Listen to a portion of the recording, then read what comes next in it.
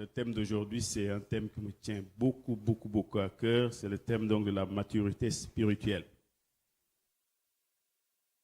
Nous allons vraiment faire de cette église un véritable laboratoire où on va voir des vies vraiment changer. Et ce n'est pas des mots qui sont vains.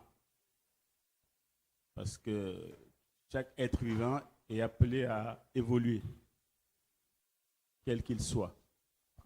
S'il n'y a pas d'évolution, ça veut dire que c'est la mort.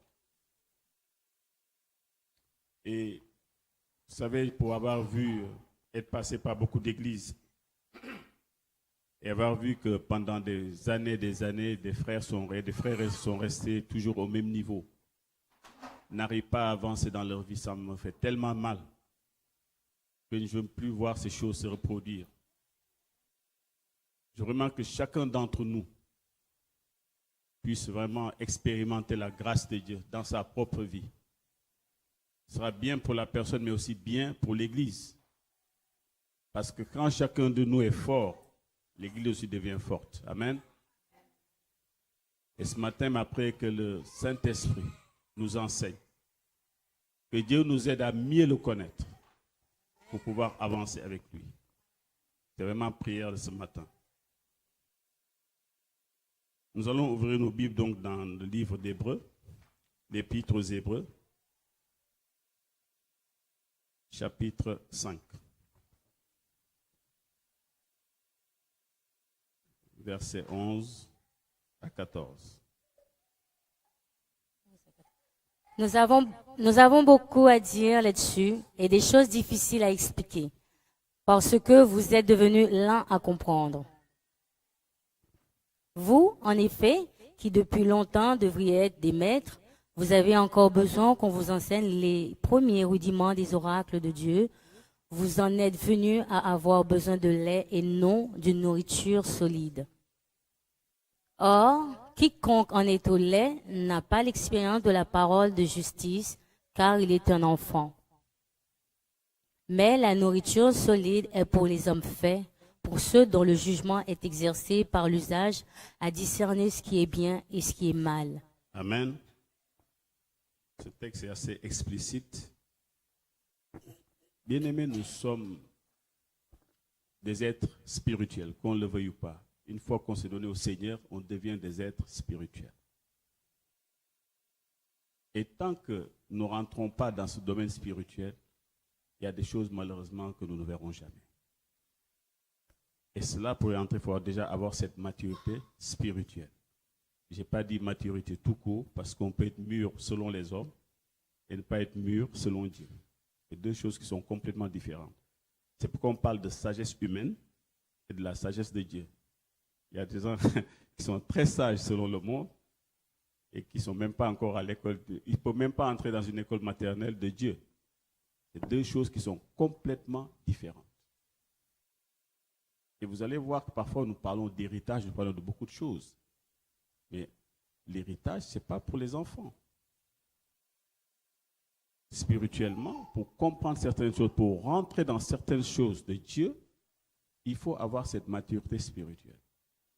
Sinon, nous allons faire 40 ans dans l'Église et nous allons voir que nous avons crié à Dieu, nous avons chanté, nous avons loué, nous avons fait beaucoup de choses. Mais il y a des choses que nous ne verrons jamais. Pas parce que Dieu ne veut pas nous les donner, mais parce que nous ne sommes pas assez mûrs pour aller les arracher.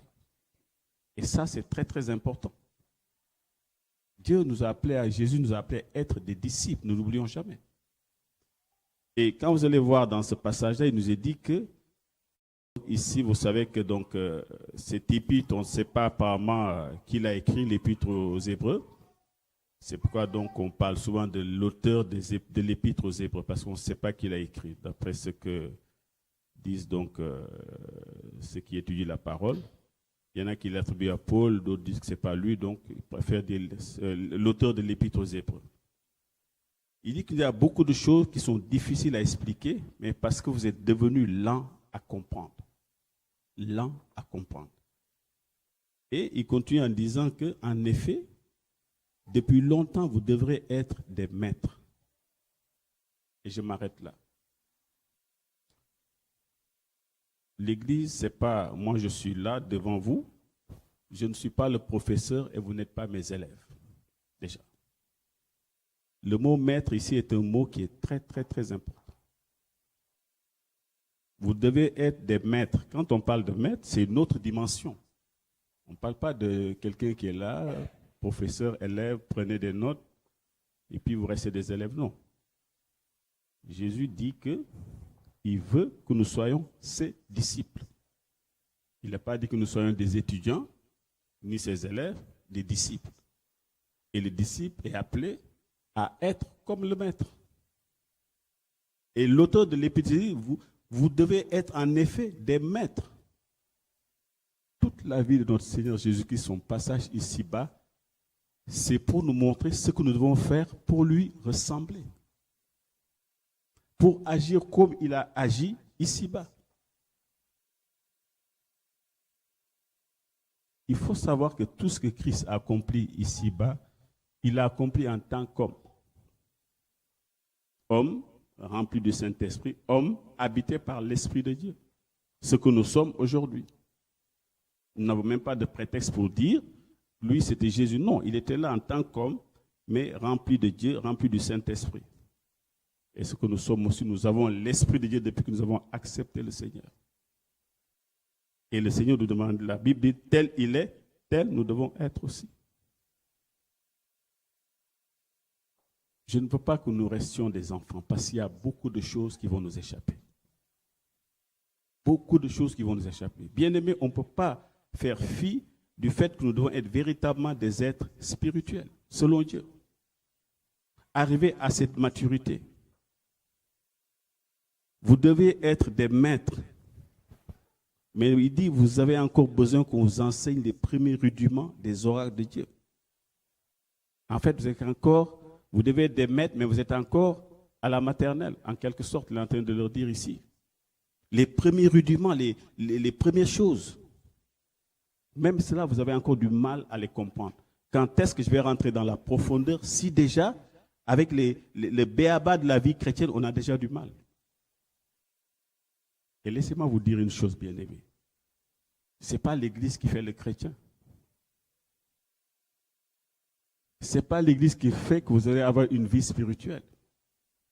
J'ai vu des gens qui ont donné plus de 90% de leur vie dans l'Église, de leur temps, et ils sont loin d'être spirituels. Il y a un face-à-face avec Dieu auquel on ne peut pas échapper. C'est quand on est seul avec ce Dieu-là. Le temps qu'on prend, c'est là où le Seigneur aussi nous enseigne. Et toujours souvent, je crois beaucoup à l'école du Saint-Esprit. Là, on est seul avec lui. Père, enseigne-moi. C'est là-bas où on se fortifie, c'est là-bas où on apprend beaucoup de choses. On s'approche de ce Dieu-là, on essaie de rentrer dans cette profondeur de Dieu. Vous en êtes venu à avoir besoin de lait et non d'une nourriture solide. C'est quelque chose qui est contre nature. Vous imaginez quelqu'un qui a 50 ans avec une barbe, on lui donne un biberon de lait. C'est terrible. Le lait est réservé au bébé. Même un enfant, je crois, de 4-5 ans, c'est déjà terminé. À moins que la maman puisse faire des prolongations. Et les mots choisis, ce sont des mots qui sont très, très importants, bien aimés. Le Seigneur veut que nous lui ressemblons. Il y a beaucoup de choses dans la Bible que nous appelons miracles, mais Jésus n'appelle pas ça des miracles. Il a simplement saisi quelque chose que nous n'avons pas saisi. Et il a toute sa vie laissé nous donner les clés pour qu'on puisse faire comme lui, il a fait. Ce n'est pas pour rien qu'il dit, vous ferez encore des choses beaucoup plus grandes que moi j'ai fait. La vie chrétienne n'a rien de physique. Rien. Nous allons le voir tout à l'heure. Ce n'est pas pour rien que la vie dit que la chair et le sang n'hériteront jamais le royaume. Jamais. Mais si nous limitons nos vies à seulement nous concentrer sur le visible, bien aimé, nous allons rater beaucoup de choses. Beaucoup. Que le Seigneur ouvre les yeux de nos cœurs ce matin. Que nous puissions voir au-delà du visible. C'est dans l'invisible qu'on va arracher les promesses pour les rendre visibles. Amen. Parce que quand quelqu'un est au lait, au verset 13, il n'a pas l'expérience de la parole de justice, car il est quoi? Il est un enfant. Et ça doit faire pleurer tout serviteur. Imaginez un simple parent qui voit un enfant grandir à un certain âge, il voit que l'enfant même à 10 ans, on a l'impression qu'il n'a que 2-3 ans. C'est déstabilisant pour les parents. Et pour le Seigneur, c'est pareil. Nous avons Dieu qui vient habiter en chacun d'entre nous. Et nous ne pouvons pas grandir, c'est qu'il y a un problème. Ce n'est pas possible. Et nous confondons beaucoup de choses. Vous voyez, il y a dans certaines religions des personnes qui ont compris ça. J'ai discuté avec pas mal de musulmans. Ils vous disent qu'il y a ce que le Coran dit, mais il y a une autre connaissance que la proximité avec Dieu donne. Il y a ce qu'on appelle la science de Dieu lui-même. Vous pouvez lire toute la Bible là, de Genèse jusqu'à Apocalypse. Mais si vous ne parlez pas avec Dieu, si vous n'interrogez pas Dieu, si vous n'êtes pas en contact permanent avec lui, vous ne cherchez pas l'intimité avec le Saint-Esprit, il y a beaucoup de choses qui vous échapperont, bien aimés.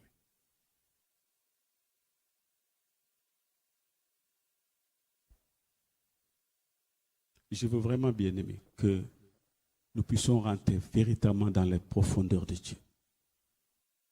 Dans les profondeurs, que nous ne soyons plus en surface, mais que nous allons en profondeur des choses pour comprendre beaucoup de choses. Parce que l'héritage n'est pas fait pour les enfants, mais pour des hommes faits. Et la vie chrétienne est très riche, pourvu qu'on se donne la peine d'aller jusqu'au bout des choses, d'aller en profondeur des choses et comprendre certaines réalités. Pourquoi il y a des choses qui ne changent pas dans nos vies? Tout à l'heure, la sœur Innocent chantant disait que Seigneur, quand toi tu ouvres la bouche, la terre fait silence. Et pourquoi quand nous crions, nos ennemis ne tremblent pas? Il y a une certaine dimension quand tu ne l'atteins pas. Tant que tu ne l'atteins pas, tu ne feras jamais peur à tes ennemis. Jamais. Les fils de Séva ont été poursuivis par cette personne qui était donc remplie de démons. Et quand ces enfants de sacrificateurs sont venus donc chasser ces démons, les esprits ont dit, Jésus, nous savons qui il est. Paul, nous le connaissons. Mais vous, vous êtes qui? Qu'est-ce qu'ils ont vu en Paul qu'ils n'ont pas vu en ces êtres humains? Ce sont des esprits. Paul était un homme, ses fils de Séva aussi, c'était des hommes. Mais il dit, nous, Paul, on sait qui il est, mais vous, vous êtes qui? On ne vous connaît pas. Ça veut dire que dans le monde spirituel, on sait qui est qui. Vous rentrez quelque part dans ce monde, dit, attention, c'est un homme dangereux. Les esprits même savent qui vous êtes. Mais qu'est-ce qui fait ça? Parce que quand ils vous voient Christ couler en vous. Ils vous voient plus, ils voient Jésus en vous. Vous devenez un avec Christ. Et à ce moment-là, le son de ma voix devient quelque chose d'important. Quand je parle, ce n'est pas moi que la nature entend, c'est Christ au travers de ma voix. Et c'est là que les choses commencent à bouger dans ma vie. Mais ce n'est pas une dimension qu'on atteint comme ça, non. Ça se travaille. Au fur et à mesure, on évolue de la même façon qu'un enfant grandit, on grandit aussi avec Dieu. Ce matin, vraiment que le Seigneur nous aide. Il y a ce que j'appelle aussi, il parle ici des rudiments, et il y a ce qu'on appelle les sciences aussi de Dieu, les profondeurs de Dieu. Nous allons prendre dans Romains 11, verset 33.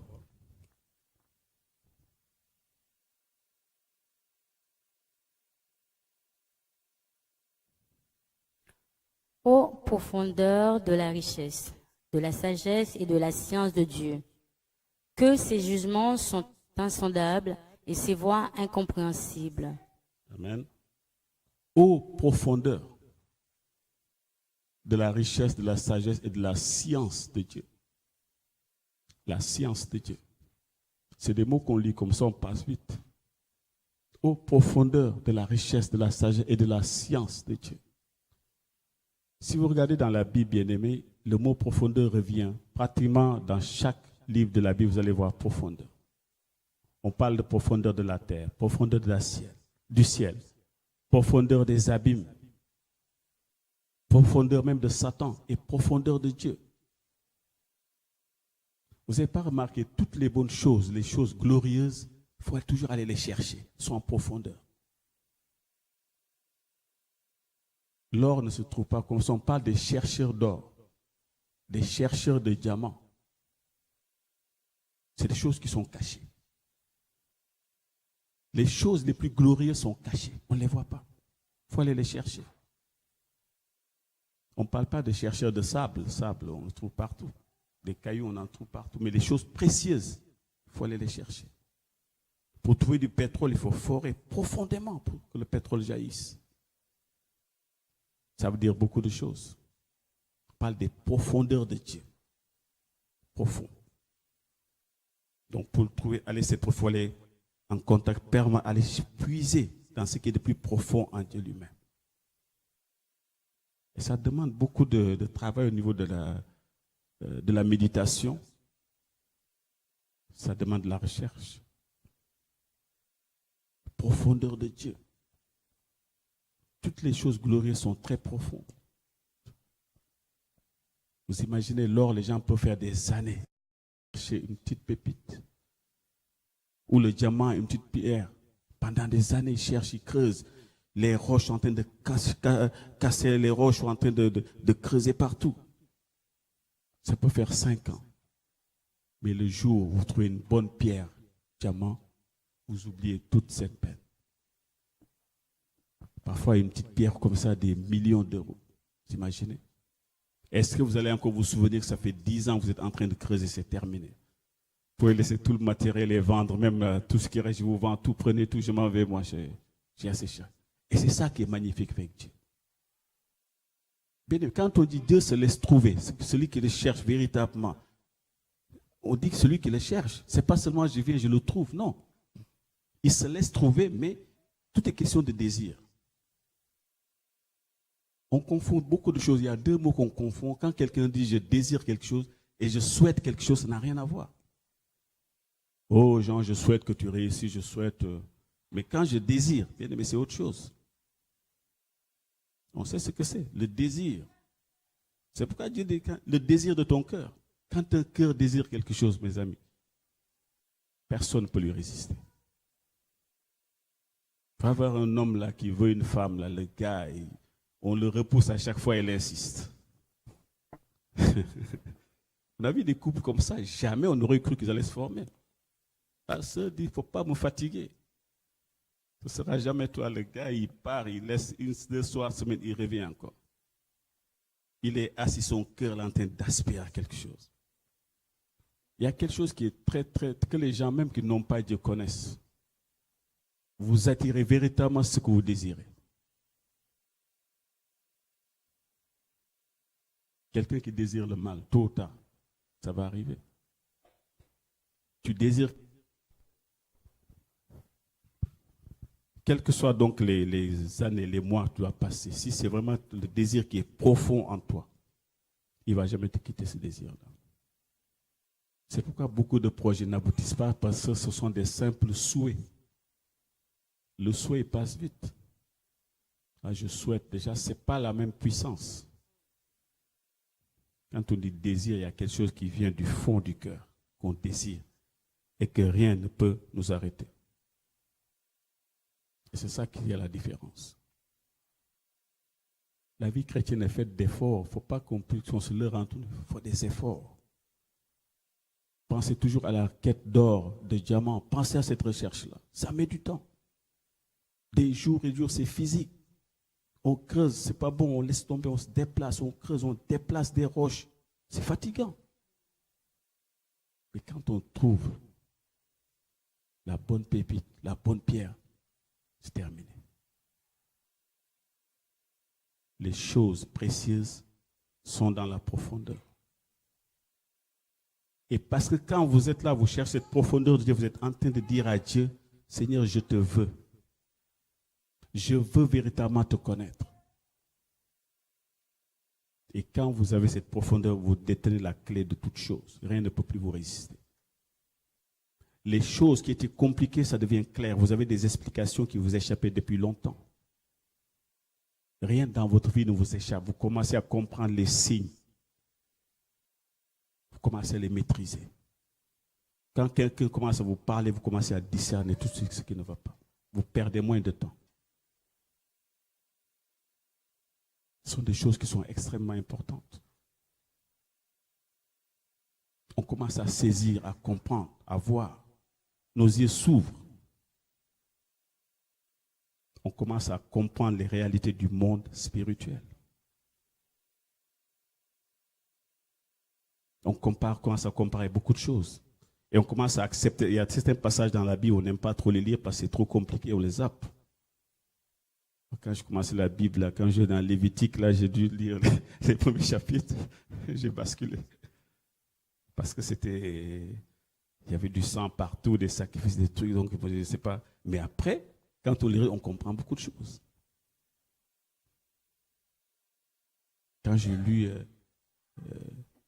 Saül qui veut avoir la femme qui invoque les morts, qui fait revenir David, qui fait revenir Samuel, mais qu'est-ce que c'est que c'est? Je voulais rien, je passais vite fait.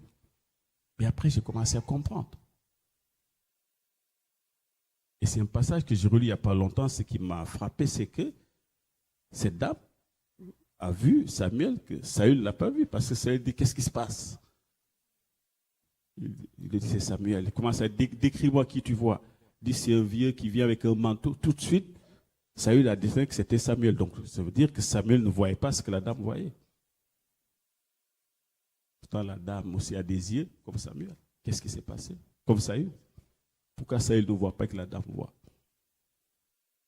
Ça, c'est des choses à s'arracher des cheveux. Oh, Seigneur, je ne bouge pas, je reste sur ce passage. Tant que ce n'est pas clair pour moi, je ne bouge pas. Il faut que je comprenne. La profondeur. L'Église manque de profondeur aujourd'hui. On est dans la légèreté. Bien-aimés, vous avez beau sauter, danser, faire des slogans. Parfois, je regarde, ça me fait mal parce que je dis, on est entré. C'est comme si c'était de l'amusement. Moi, j'aime bien chanter, j'aime bien louer Dieu. Mais ce n'est pas ça.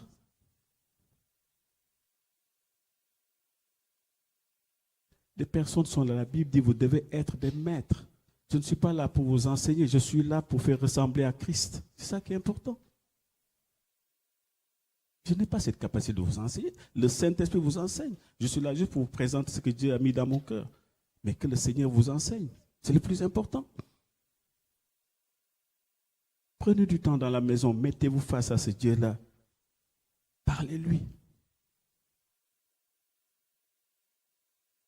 Et vous allez voir, beaucoup de choses vont commencer à s'ouvrir dans vos cœurs.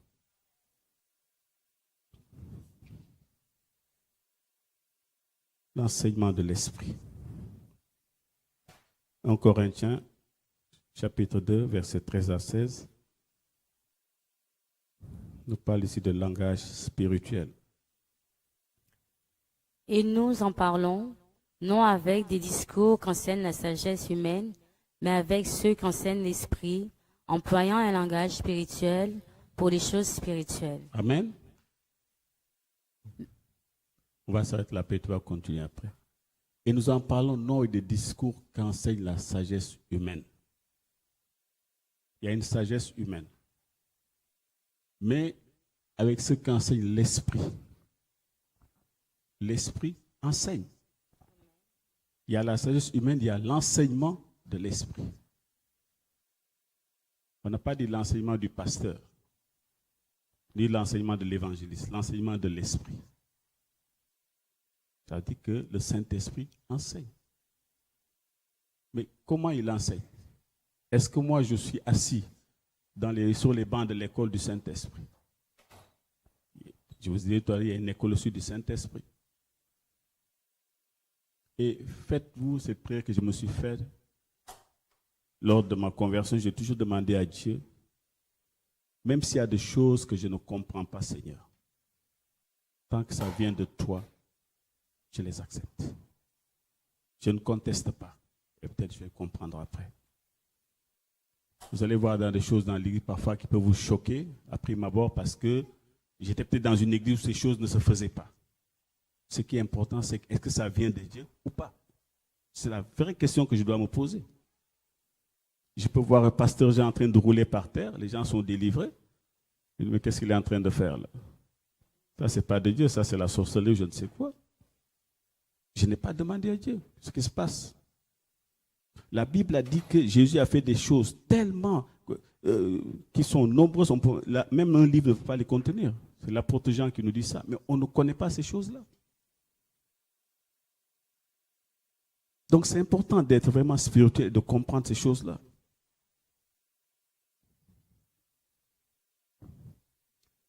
Employant un langage spirituel pour les choses spirituelles. Le langage spirituel. Ça aussi, l'Église a un problème avec ce langage-là. On peut venir là où on proclame des choses, on sort, tout de suite, les paroles que nous allons dire n'ont rien à voir avec quelque chose de spirituel. Ça vient démolir tout ce que nous avons reçu ici. On parle, on proclame la foi, on se dit, ah, mon ami, les temps sont durs. Et voilà, on commence à parler avec les gens du monde, on commence à confesser ces choses-là, que ça ne marchera jamais, que c'est difficile. J'ai vu quelqu'un guéri de cette maladie, nous aussi on suit. Il y a un langage spirituel, parler comme Dieu parle. C'est bien aussi de voir, de retourner à Genèse, vraiment, comment Dieu a créé les cieux et la terre, comment il a créé le monde, avec sa bouche. Et ta bouche aussi peut créer quelque chose autour de toi ou ne rien créer. Créer de bonnes comme de mauvaises choses. Parce que quand tu as Dieu en toi, quand tu parles, c'est qui parle?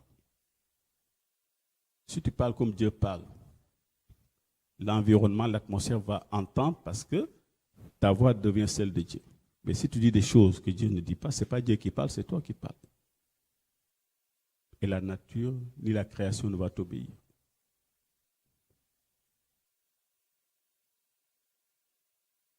Ce sont des choses qui sont très très profondes et bien aimées. Je crée mon environnement autour de moi, selon ce que je sors dans moi et ce qui est à l'intérieur de moi. Jésus, quand il parlait que ça avait l'air facile, Lazare sort, on voit Lazare sortir. Il prend du pain, il multiplie, il fait un os de Cana, il change l'eau en vin. C'est une dimension seulement de l'homme.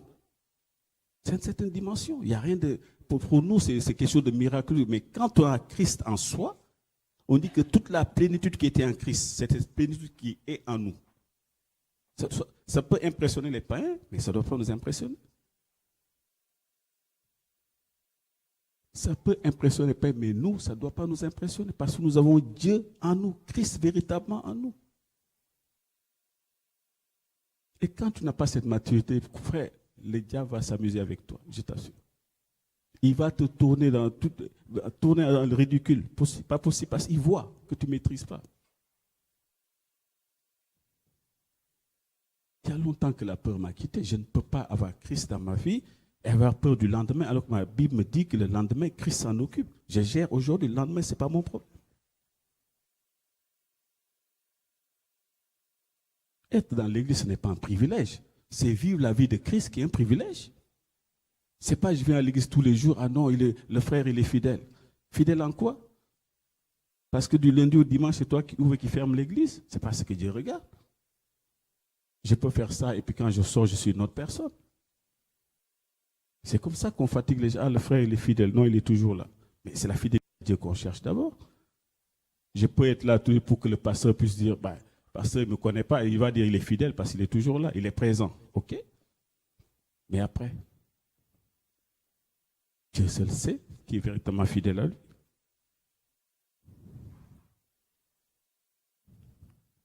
Continue. Mais l'homme animal ne reçoit pas les choses de l'Esprit de Dieu, car elles sont une folie pour lui, et il ne peut les connaître, parce que c'est spirituellement qu'on en juge. Amen. Il y a ce qu'on appelle l'homme animal. Et on peut être dans l'église et être un homme animal. Parce qu'il y a des chrétiens qui ne sont pas du tout spirituels au sens où Dieu le voit. Même s'ils ont l'Esprit de Dieu en eux, tu peux avoir l'Esprit de Dieu et marcher selon la chair. Ça, c'est un choix qu'on fait. Il y a deux choix dans la vie chrétienne. Marcher selon l'Esprit et marcher selon la chair. Et la Bible nous dit ici, il y a des choses, ces choses-là, l'homme animal ne peut pas les comprendre. C'est ce que je disais tout à l'heure. Il va juger tout de suite, ça, c'est pas normal. Pourquoi il fait comme ça? Parce qu'il est animal. L'homme animal ne différencie en rien du païen. Le païen, lui, au moins, il est de l'autre côté. Mais l'homme animal peut être quelqu'un qui est dans l'église et qui n'est pas du tout spirituel. Et c'est des gens qui sont plus dangereux même que les païens. C'est des gens qui détruisent l'église. Tout ce que vous faites là, c'est quoi ça? Ils commencent à critiquer. Et c'est dangereux. Tout à l'heure, je disais au frère Jean qu'il y a un chant que vous étiez en train de chanter. Je lui disais, frère, n'oublie pas que les chrétiens doivent avoir de l'émotion. Donc, on a remplacé le mot par allégresse pour ne pas choquer. Je suis dans l'émotion. Non, il faut émotion, c'est pas, il faut mettre allégresse. Et pourtant, la Bible nous dit que le Seigneur était ému de compassion. Et c'est des débats comme ça. Les gens passent des heures dans les églises à débattre sur ça. J'ai fait une église, une sœur à qui on a donné le micro pour prier pour la Sainte Seine. Je prends le micro pour commencer à prêcher, disant voilà, parce que je pense que c'était du jus de raisin que les gens donnaient là-bas. Non, non, Jésus, autant de Dieu, c'était du vin. Pourquoi c'est du jus de raisin? En plein culte. Et l'église en est là aujourd'hui.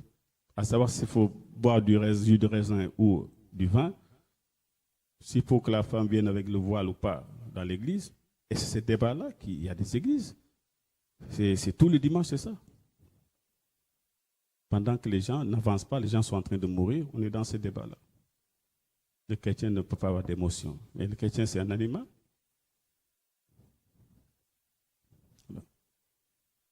Donc, l'homme spirituel, au contraire, juge de tout et il n'est lui-même jugé par personne. J'aime bien cette partie de ce verset. L'homme spirituel juge de tout et il n'est jugé lui-même par personne. Quand tu es spirituel, je n'ai pas besoin qu'on me dise, frère Jean-Baptiste, ce que tu as fait là, ce n'est pas bien. Je le sais déjà. J'ai déjà jugé les choses, déjà je sais. Ce qui est bien, ce qui n'est pas bien. Dans mon fort intérieur, je le sais déjà. Il y a des choses que je comprends déjà. L'homme spirituel, au contraire, juge de tout et n'est lui-même jugé par personne. Parce qu'avant même qu'on lui dise quoi que ce soit, il sait déjà. Et s'il s'est trompé, il n'hésitait pas à dire « je me suis trompé, je m'humilie ». C'est ça l'homme spirituel aussi, c'est très important. Amen. 1 Corinthiens 15, 44, je crois que je t'avais donné peut-être. Voilà. Il est semé corps animal, il est ressuscité corps spirituel. S'il y a un corps animal, il y a aussi un corps spirituel. Amen, on va s'arrêter là. Il est semé animal, il ressuscite corps spirituel. Et s'il y a un corps animal, il y a aussi un corps spirituel. Parce que vous savez qu'il y a un corps spirituel et un corps animal. Jésus-Christ, après sa résurrection, les apôtres étaient dans un lieu, le Seigneur est venu, était présent au milieu d'eux. Il n'est pas passé par la porte. Ils ont demandé comment il est arrivé. Et la Bible dit qu'après la résurrection, j'avais un corps glorifié. Et je rends grâce à Dieu de ce que c'est après sa mort que l'Esprit est venu habiter en chacun d'entre nous. Et parfois, les gens sont choqués quand on dit là, le sorcier, là, la nuit, sort de son corps, il va attaquer des personnes. C'est un stade dans ce qu'il croit, lui. À mon avis, il n'a pas commencé la sorcellerie tout de suite en faisant ça. Il a franchi des étapes. Et parfois, Dieu prend les ténèbres pour nous enseigner. Je peux être là comme le roi était là, assis. Les Philistins faisaient leurs affaires. Lui, il est assis là et il voit tout ce qu'ils font. Les gens ont dit non, il y a un traître au milieu de nous qui dit tout ça. Non, il n'y a pas de traître. Il n'y a pas de traître au milieu de nous. Cet homme qui est là-bas, son esprit est là, au milieu de nous. Son esprit est là au milieu de nous. Elle voit tout ce qui se passe. Tout ce que vous faites là, il voit, il entend. C'est une dimension. Un corps animal et un corps spirituel. Continue. On développera une autre fois le temps, donc ce n'est pas une étude biblique. Et c'est pourquoi il est écrit, le premier homme, Adam, devient une âme vivante. Le dernier Adam, donc Christ, est devenu un être vivifiant. Et c'est pourquoi il dit donc que ce qui est spirituel n'est pas premier, mais ce qui est animal, et ce qui est spirituel vient ensuite. Quand Adam a été créé, il a été créé donc en tant qu'homme corps. Mais c'est après que Dieu souffla son esprit sur Adam pour qu'il devienne un être vivifiant. Et c'est pourquoi la Bible aussi nous parle de cela en comparant Jésus, le second Adam, qui est venu, qui est devenu un être vivifiant. Bien aimé, tout ce que vous voyez sur cette terre a un corps. Tout a un corps. On parle des astres, on parle de tout ce qui est végétal, animal, humain, tout a un corps. Et c'est toutes ces profondeurs-là que nous devons explorer pour comprendre ce que la Bible nous dit. Ce sont des choses qui sont très, très importantes. Sinon, nous allons rater beaucoup, beaucoup de choses. La vie chrétienne est remplie de mystères. Tu sais, parfois, je compare la vie chrétienne comme si le Seigneur rentrait des trésors partout et nous demande de chercher. Et les plus courageux, les plus violents, ils trouveront ces trésors-là. Mais ce qui... Vous savez, parfois, dans ces milieux, on a des gens qui ont comme des... Je ne sais pas comment on peut appeler ça. C'est comme s'il y a d'autres personnes qui doivent chercher pour eux. Ça ne marche pas. Prophète, est-ce que tu as une parole pour moi? Ça, c'est la paresse spirituelle. Je ne veux rien faire. Il y a quelqu'un, Dieu l'a mis là pour chercher pour moi. Moi, je suis assis. Et lui, il prie pour moi. Il a des révélations. Il vient me les donner. Donc, je suis assis. Je deviens dépendant. Et si vous tombez sur un escroc, il va vider votre compte bancaire. Ah ben, je le comprends. Il prend du temps pour chercher pour vous. Vous devez le payer. C'est normal. Vous m'employez pour travailler pour vous. C'est normal de me rémunérer. Moi, je gêne pour vous.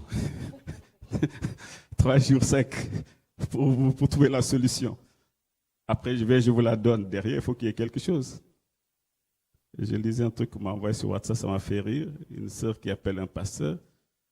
Le pasteur dit, c'est pour prier. Il dit, non, c'est pour me rendre ma dîme. Tu m'as dit que j'aurais un enfant. J'ai tellement rigolé. Mais c'est des choses qu'on voit dans nos églises.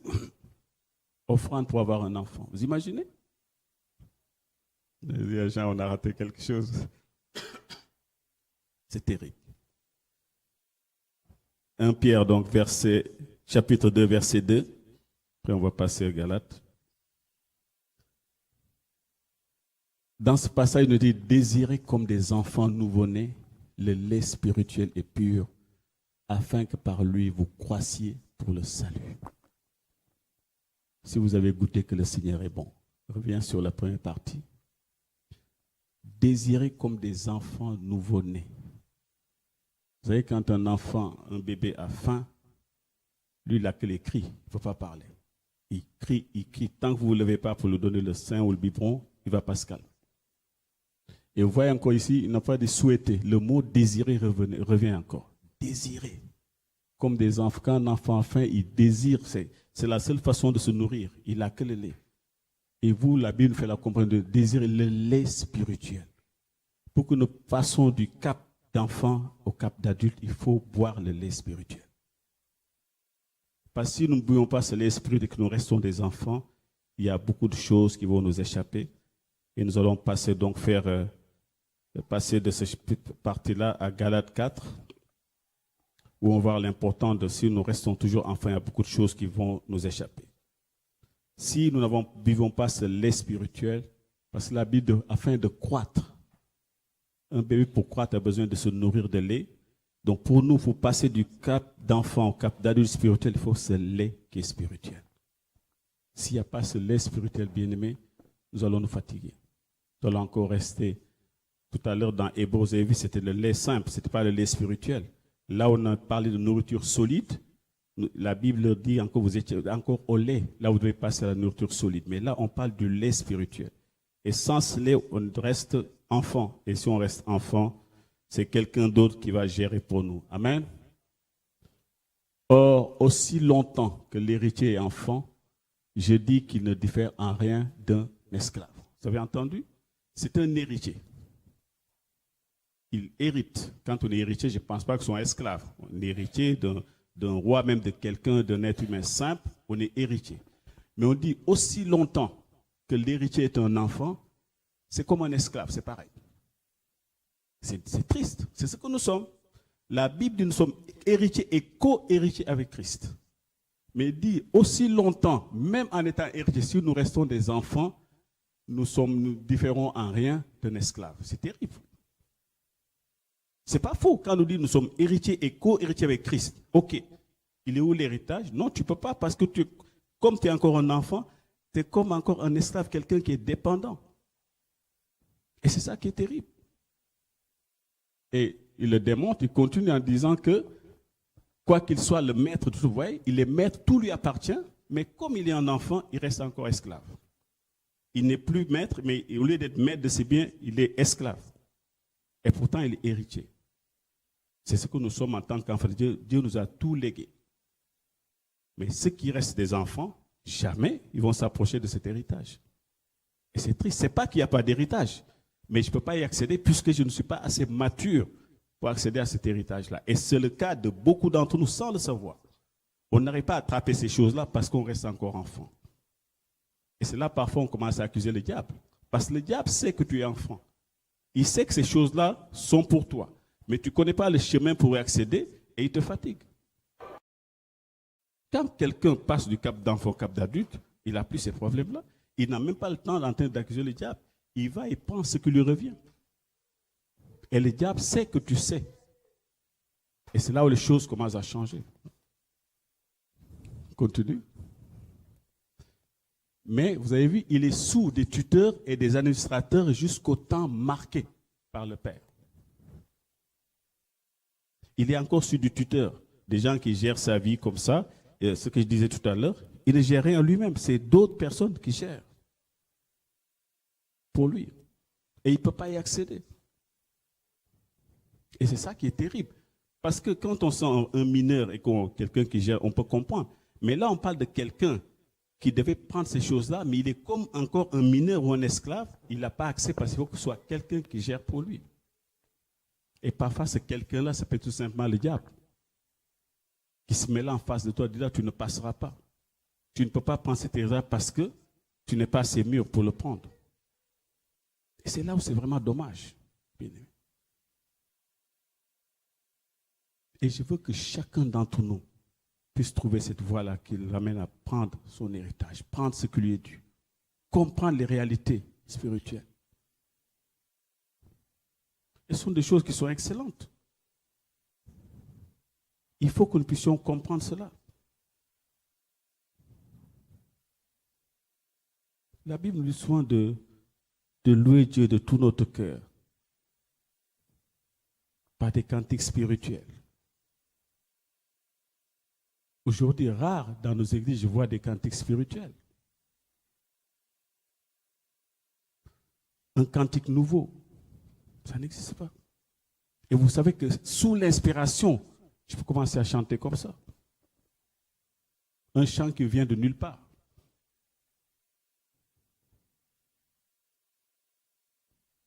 Et ce sont des choses que j'ai expérimentées avec beaucoup de personnes. Un jour, j'ai dit à un frère, joue-nous seulement quelques notes de piano. Et chacun d'entre vous va chanter un cantique nouveau. Les gens se regardaient comme ça. Ouais, comment je vais faire? Quel chant? Je ferme les yeux, les notes. Vous allez voir si on avait un piano ici. Quand tu es spirituel, c'est des choses qui ne sont pas étonnantes. Un cantique nouveau, des chants sous l'inspiration. L'inspiration de la grâce, je suis là, je ferme les yeux, un chant qui monte dans mon cœur. Et quand je le chante, on sent l'église, on entend même les mouches voler. Tellement c'est saisissant. Je suis content que dans cette église, qu'il y ait une sœur qui écrit des chants. inspirés par Dieu, c'est merveilleux. Pourquoi nous devons toujours chanter des chants traduits qui nous viennent de je ne sais où? Toujours des chants anglais qui sont traduits, qu'on chante, comme si on ne peut plus avoir de l'inspiration. Et parfois, il y a des chants que vous pouvez reprendre, mais vous les chantez à votre sauce, chez vous. Il y a des chants qui sont faits pour le collectif, quand nous sommes tous ensemble. Mais je ne peux pas les chanter comme ça. Si je ne change pas les mots, je ne peux pas les chanter pour moi. Amen. Nathalie, tu peux me remettre le chant de tout à l'heure qu'on chantait sur Jésus, nous te couronnons. Je vais prendre un exemple.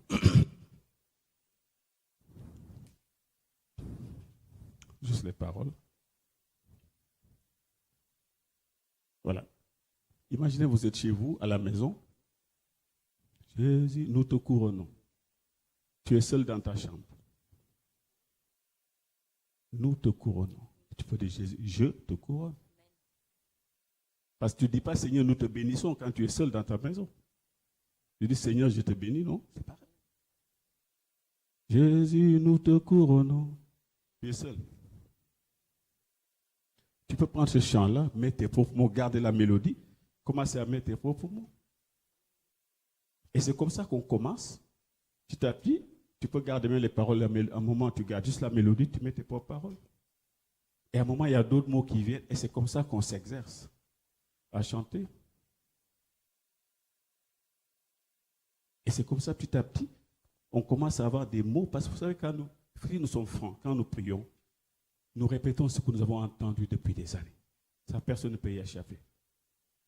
Nous répétons toujours les mêmes choses. Il y a des professionnels pour ça. Les mêmes mots, quand tu viens. C'est pourquoi quand quelqu'un vient d'être converti, il a peur d'ouvrir la bouche. Parce qu'il entend quelqu'un élever la voix, il dit non, jamais je pourrai prier comme ça. Et pourtant, cette personne qui a entendu quelqu'un d'autre prier comme ça, quelqu'un d'autre depuis des générations, non, c'est toujours comme ça. Parce que j'ai peur, alors que la prière, c'est les mots, c'est ce qui est dans mon cœur, ce qui sort de mon cœur. C'est ça le plus important. Et si je ne comprends pas, je ne sais pas de m'adapter, j'essaie d'être moi-même devant Dieu. C'est ça qui est le plus important. Même mes faibles mots. Tes mots ne seront jamais plus forts que Dieu. Mes faibles mots, les mots du cœur, Dieu les entend. Et c'est comme ça qu'on l'apprentissage du spirituel, l'apprentissage à la maison. L'église, c'est juste des petites formations qu'on nous donne ça, c'est juste l'occasion de venir ensemble, adorer Dieu de nous, mais à la maison, le travail commence quand on est seul. Il faut aimer la présence de Dieu. Et en étant au contact permanent avec Dieu tous les jours, forcément, il en restera toujours. On ne peut pas être dans la présence de Dieu et ne pas recevoir quelque chose en retour. Ce n'est pas possible. Et au fur et à mesure, Dieu commence à déteindre sur vous, il commence à déteindre sur vous. Quand on voit même physiquement, il y a quelque chose qui brille en vous. Attention, quand vous êtes trop tôt, un jour, il peut faire comme Enoch. Vous enlevez tellement, vous êtes devenu un avec lui. C'est merveilleux. Et je peux vous assurer bien, quand c'est comme ça, vous allez voir que la nature commence à vous obéir. Je peux vous assurer. Il y a des choses que je ne peux pas dire parce qu'il est fou. Là, quand vous êtes un avec le Seigneur, la nature entend le son de votre voix. Vous rentrez dans un lieu, alléluia. Les gens vont entendre alléluia, mais l'atmosphère entend autre chose. Obéissez. À genoux devant le Seigneur. C'est plus votre voix, c'est Christ au travers de vous qui parle. Et c'est ça qui est merveilleux. Et ça vaut la peine de creuser, de chercher. Et tôt ou tard, vous verrez la pépite. Tôt ou tard, vous verrez cette pierre si merveilleuse. Plus de 1000 carats, vous imaginez? Les sœurs, diamants, saphirs, tout ça. Quand on a ça, on n'a plus besoin de travailler, n'est-ce pas? C'est mieux que le loto. Une petite pierre de rien du tout. Mais combien d'années de labeur? Combien d'heures passées? La sueur. Les chercheurs d'or, là, parfois leurs femmes sont lointains. Ils abandonnent tout en train de creuser, de creuser. Et Dieu nous montre la foi devant nous. Regardez ces autres-là. Faites comme eux. C'est pour des choses qui sont éphémères. Et nous, les choses célestes qui sont glorieuses, on ne prend pas la peine de chercher, de creuser. Et c'est avec ça qu'on va prendre l'héritage. Quand on a compris ça, l'héritage, nos yeux s'ouvrent, on voit, on le prend. Ce qui était compliqué devient facile. Quand on a pris la pierre, on oublie que c'était si compliqué. On a l'impression que ça fait seulement 2 jours qu'on est là, alors que ça fait des mois. Mais la joie est tellement grande, la récompense est tellement immense qu'on oublie les efforts, les années d'efforts. Amen. J'ai envie de chanter ce chant-là à ma sauce. Hein?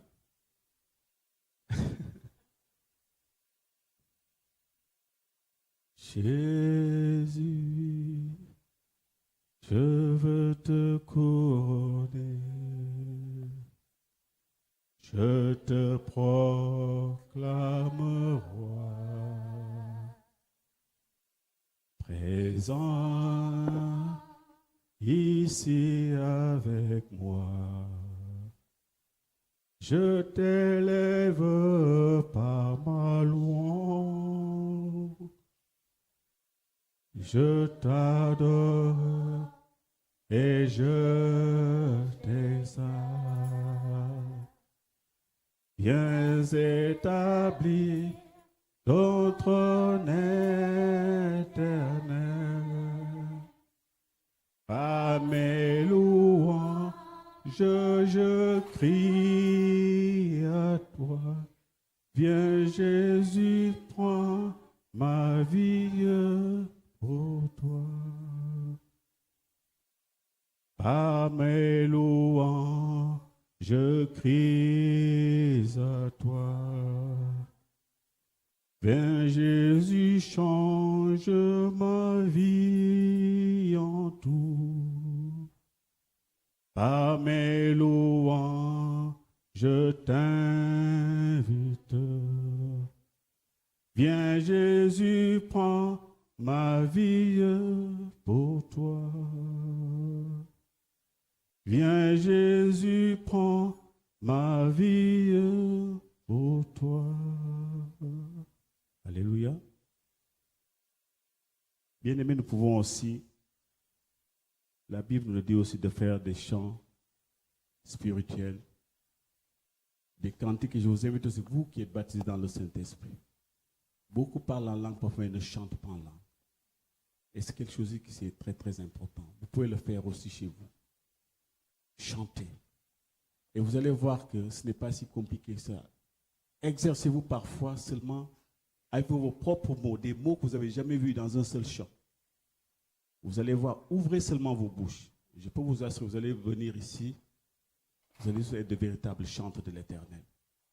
Parce qu'il y a quelque chose en vous, vous allez voir, quand vous allez commencer à le faire, des mots nouveaux que vous avez, quand vous n'avez jamais entendu, vont sortir de vos bouches. Et vous allez voir que les heures vont passer. Ceux qui n'arrivaient pas à prier 10, 15 minutes, vous allez voir, à un moment vous allez rester 2 heures, c'est comme si vous êtes resté 10 minutes.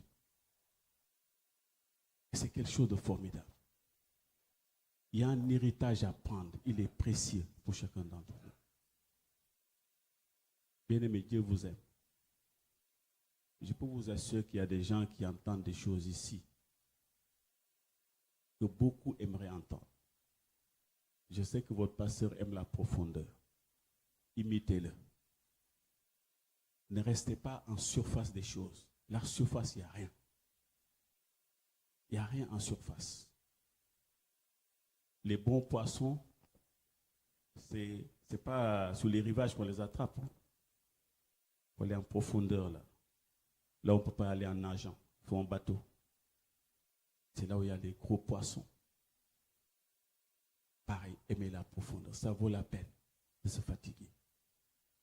Ça vaut la peine de creuser. Cherchez par vous-même. Creusez. C'est bien aussi de venir dire, Seigneur, pasteur, je suis mis à prier, voici ce que j'ai reçu. Voici ce que Dieu m'a montré. Voici ce que Dieu m'a dit pour l'Église. Et ça, c'est la profondeur qui fait ça quand on aime la profondeur. Ça vous fait du bien, ça fait beaucoup de bien à l'Église. Rien que pour ça, ça vaut la peine de chercher. Soyez des chercheurs spirituels, des affamés de Dieu. Ils cherchent la profondeur de Dieu. Les gens de Satan cherchent la profondeur de Satan. C'est pourquoi ils font des choses extraordinaires. Satan aussi, les gens qui l'adorent, ils cherchent sa profondeur pour comprendre encore des choses beaucoup plus cachées encore. Si les gens des ténèbres le font, nous qui sommes enfants de lumière, vous savez, pour avoir des enfants, il y a toujours un des enfants qui vous connaît mieux que les autres. Et vous, vous le savez. Ma fille m'a taquiné toujours en disant, papa, je sais que tu ne peux pas le dire, mais je suis ta préférée aussi. Je suis celui qui te ressemble le plus. Moi, je ne parle pas. Moi, je dis rien. Mais au fond de moi, je sais qu'elle n'a pas tort. Il y a des choses qu'on sait. Et c'est une fierté quand vous voyez votre enfant qui vous ressemble, qui fait les choses comme vous. C'est une fierté. Et si Dieu a mis ce sentiment en l'homme, lui-même qui est Dieu, il regarde, regardez comment il a vanté les mérites de Job. Il a dit, Satan, t'as vu? T'as fait le tour, il n'y a personne intègre que lui. Dieu qui dit ça, qui fait la publicité de Job. C'est une fierté. Pourquoi? Parce qu'il savait que Job était intègre. Et c'est cela qui doit être notre partage, notre force libérée. Que Dieu nous aide. On a tellement vu des gens, des aides. Ça me fait mal parce que c'est contre nature de ne pas évoluer, de ne pas grandir. C'est pas possible. Un enfant qui a 20 ans, maman, j'ai faim, alors qu'il y a tout dans le frigo. Vous lui dites quoi? Prends et réchauffe, il y a tout est prêt, mon fils. Et s'il commence, il faut que vous le réchauffez vous-même, vous me mettez la fourchette dans la bouche, c'est que là, il y a un problème. Commence à se dire, est-ce que c'est pas peut-être bien que j'aille voir un psychiatre parce qu'il y a quelque chose qui ne va pas. Mais les enfants savent très bien où se trouvent les choses. En certain âge, le goûter, vous n'avez plus besoin de... Ils savent où se trouve le goûter. Les biscuits, les jus, ils vont les prendre eux-mêmes. Et quand c'était enfant, ils vous voient commencer à chauffer les trucs, ils sont excités. Parce qu'ils savent qu'ils vont manger, mais ils ne pouvaient pas y accéder. Mais maintenant, ils savent comment on fait. Et pour l'être humain, c'est pareil. Pour nous, chrétiens, c'est pareil. Bien aimés, nous avons le meilleur avec nous. Nous avons tout avec nous. Les choses glorieuses sont à notre portée. Les choses qu'ils n'ont même pas donné au monde de connaître. La Bible dit ce que l'œil n'a point vu, ce que l'oreille n'a pas, ce qui n'est même pas monté au cœur de l'homme. Dieu l'a réservé pour ses enfants. Quand je dis ce verset-là, mais j'ai envie de sauter. Des choses que l'œil n'a, l'oreille n'a, il dit c'est même pas monté au cœur de l'homme. L'être humain naturel ne pense même pas à ces choses. La Bible dit Dieu nous l'a réservé à nous. Mais si on te réserve des choses et que toi tu tournes en rond, et tu ne vas jamais les voir. On te dit que pour aller il faut prendre telle ligne. Toi tu dis je ne veux pas prendre cette ligne-là, je veux marcher, tu vas tourner en rond. Les choses sont là, toi tu fais 10 km pour arriver, quelqu'un vient, il prend les choses. C'est comme le billet d'argent, le billet. C'est merveilleux. Que le Seigneur nous aide. Je veux que dans cette église, il y ait des hommes et des femmes qui puissent témoigner des témoignages, mais vraiment puissants. Dieu nous a donné ces choses-là pour nous. Nous sommes la lumière du monde, le sel de la terre. Aimons le lait spirituel. Aimons la profondeur. Aimons aller dans l'invisible pour nous, pour l'église, pour nos enfants demain, afin que le diable ne se joue pas de nous. C'est important. Et que nous soyons des véritables fils dignes de notre Père, dignes du Seigneur Jésus-Christ. Tout ce qu'il a fait Jésus sur terre, nous pouvons le faire. Mais si je me vois comme simplement quelqu'un qui a ce corps-là, n'investissons pas dans les crèmes, je vous l'ai toujours dit. Le corps-là, demain, il part sous terre, il devient poussière, il y aura plein de verre, tout ça. Donc les anti-rides, les crèmes, les éclaircissants, tout ça là, ça ne servira à rien. Mais investir dans l'esprit et l'âme, ça, c'est éternel. Et ça, il n'y a pas de crème. Ça, c'est seulement le contact avec celui qu'il a mis à nous. Celui qui a soufflé cet esprit, c'est celui-là. Nous devons adorer pour que ces choses-là demeurent, que ces choses grandissent en chacun d'entre nous. Amen. Que le Seigneur nous bénisse. Je vais prier.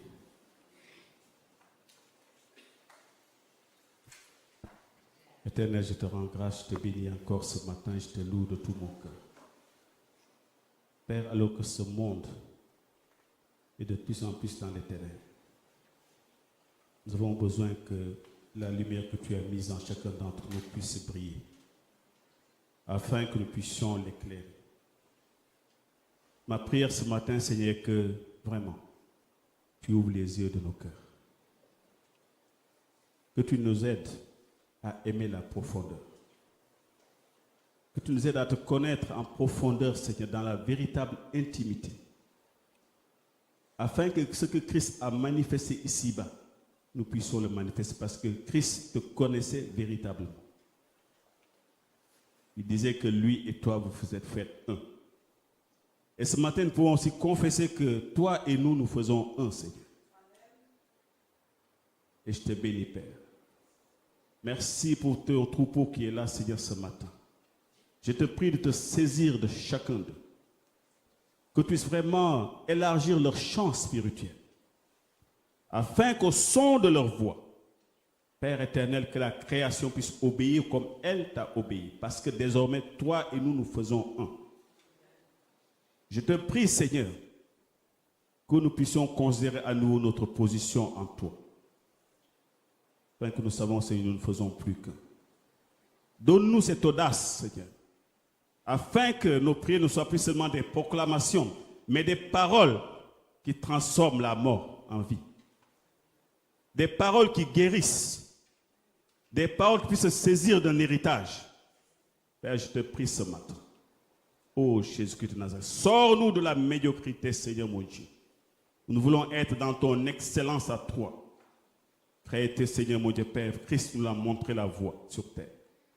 Et ce matin, je te rends grâce, je te loue, Seigneur mon Dieu. Aide-nous à avoir des moments privilégiés avec toi. Que nous puissions désirer, comme nous l'avons entendu dans ta parole, Seigneur mon Dieu, ce lait spirituel que tu veux nous donner, afin que nous passions du cap d'enfant au cap d'adulte spirituel. Père, que ta grâce abonde dans cette église. Que ces enseignements ne soient pas seulement des paroles vaines, mais que cela puisse nous servir, Seigneur mon Dieu, d'expérience, afin que nous puissions, Seigneur mon Dieu, goûter aux choses merveilleuses que tu nous as réservées. Nous ne voulons pas passer à côté de l'héritage que tu nous donnes, mais nous pouvons, Seigneur mon Dieu, le posséder parce qu'il est à nous. Je te rends grâce, Seigneur. Seigneur, éveille, Seigneur mon Dieu, ces sens en nous, afin que nous puissions davantage te désirer encore ce matin. Et que nous puissions venir à ton contact, parce que, Seigneur, je sais que quelque chose changera en nous. Parce que quiconque, Seigneur mon Dieu, te touche est complètement transformé. Et ce matin, je te rends grâce. Je te bénis, Seigneur mon Dieu. Merci de faire de nous des chercheurs, Seigneur mon Dieu, d'or spirituel. Des chercheurs de pierres précieuses spirituelles, Seigneur. Des chercheurs, Seigneur, d'excellence spirituelle. Je te rends grâce, Seigneur. Parce que c'est cela où tu nous attends. Fais de nous, Seigneur, des hommes et des femmes violents, Seigneur, pour ton royaume. Fais de nous des Jacob qui ont lutté avec toi, Seigneur mon Dieu, pour prendre leur bénédiction. Ce matin, Père, je te rends grâce, je te loue. Oh, déverse une nouvelle grâce sur ton église encore ce matin, afin que quelque chose se passe, afin que nous sortions de l'endormissement spirituel pour entrer dans tes grâces ce matin, Seigneur. Fais de nous des guerriers de la prière. Fais de nous des chercheurs, Seigneur mon Dieu, selon tes voies. Je te loue ce matin, je te rends grâce. Et je te bénis parce que tu es notre Dieu. À toi la louange, à toi la gloire. Je prie afin que Satan ne puisse pas venir, Seigneur mon Dieu, voler ce que nous avons entendu, mais que rien ne puisse nous décourager. Même si nous mettons des jours et des jours à chercher, nous le ferons jusqu'au jour où nous puissions dire, Seigneur, ça y est, nous t'avons trouvé. Je te rends grâce parce que la Bible déclare que, Seigneur, ceux qui te cherchent de tout leur cœur te trouvent. Et ce matin, nous proclamons que nous devons te chercher de tout notre cœur. Et nous savons que, Seigneur, tu nous attends et tu nous tends déjà tes bras d'amour, Seigneur. Nous te bénissons, nous te louons de notre cœur. À toi la louange, à toi la gloire. Seigneur, nous voulons dire que nous t'aimons ce matin. Et nous ferons tout, Seigneur, mon Dieu Père, pour te désirer encore davantage. Parce que c'est que là nous viendra le salut. Alors que tout l'honneur te revient, Père, dans le précieux et glorieux nom de Jésus-Christ. Amen.